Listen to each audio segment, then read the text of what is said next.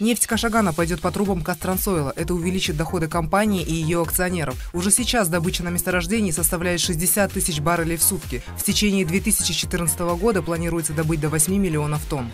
Получается, что Кастрансойл будет участвовать во всех в будущем и в первой нефти Кашагана, и в дальнейшем ее расширении. Для акционеров это, конечно, увеличение грузооборота.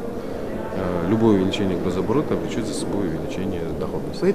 Часть кашаганской нефти может быть направлена Кастрансойлом в Китай. Это зависит от решения участников консорциума, который разрабатывает месторождение.